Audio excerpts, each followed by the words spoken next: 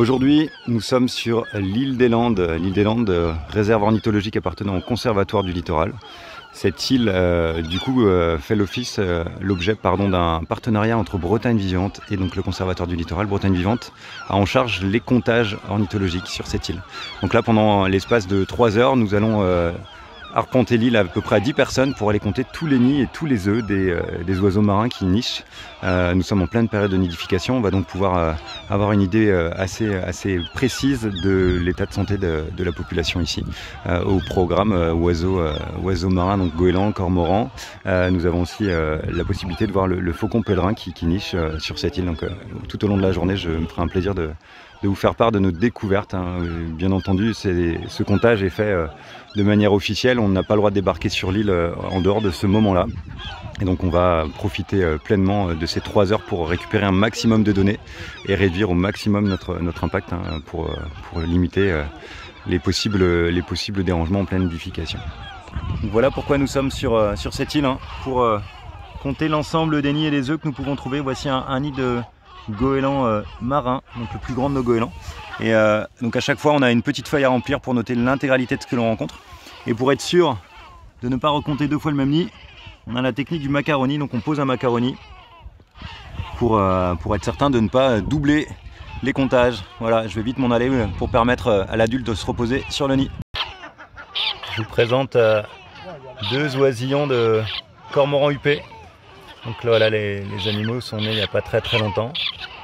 Et du coup leurs plumes ne sont pour le moment pas existantes. Il y a juste un duvet.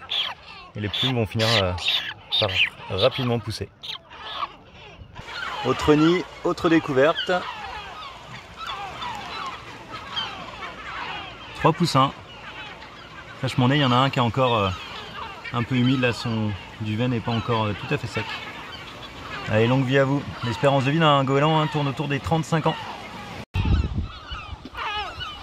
L'île des Landes, comme vous ne l'avez certainement jamais vue. Quasiment à son point culminant. Quand on fait les comptages ornithos, il ne faut pas trop avoir le vertige. Une naissance quasiment en direct. Vous voyez, l'œuf est encore là, le poussin est encore tout humide, comme il était à l'intérieur de l'œuf. Et puis derrière, on a un grand frère ou une grande sœur qui est déjà née depuis quelques heures. Et puis il reste un œuf avec l'or. Juste là. Pour le moment, il n'est pas encore craquelé, mais peut-être que ça arrivera dans la journée.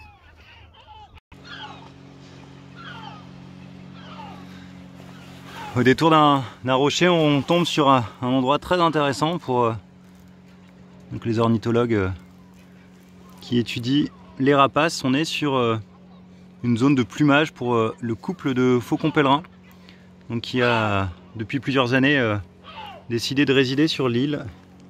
Le faucon pèlerin est un animal territorial, donc on a un couple. On n'a pas encore trouvé l'air. L'air, c'est le nid des faucons. Regardez, on l'entend là. Il est où? Il est dans le ciel là-haut, vous pouvez pas le voir, mais c'est lui qu'on entend alerter. Donc le faucon pèlerin, on a vu le couple. Pour le moment, on n'a pas trouvé son nid, mais voilà, on a la zone donc de plumage. Il faut savoir que le faucon pèlerin est ornithophage, qu'il va attraper essentiellement des oiseaux. Et donc là, on a des plumes de pigeons pour la plupart du temps.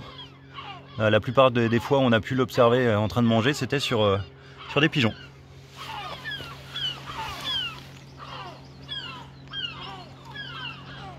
Il reste même des morceaux de crâne. J'en profite pour regarder s'il n'y a pas des bagues, parce que parfois le faucon pèlerin s'attaque aux pigeons des colombophiles. Mais là, vraisemblablement, sur ce site-là, on n'a que des plumes, pas de bagues d'oiseaux.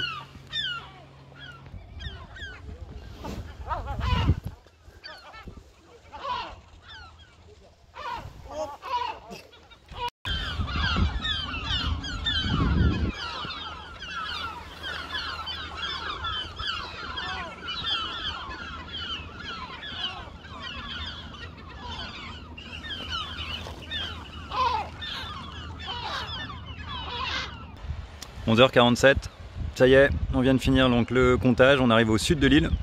Donc à 9, on a mis à peu près 3 heures pour tout compter. Donc là, on va retourner à notre point de départ, on va pouvoir s'assurer qu'on n'a oublié aucun nid grâce aux pattes laissées dans les nids. Et comme vous pouvez le voir aujourd'hui, cette tempête de beau temps Et puis on est surtout en grande marée.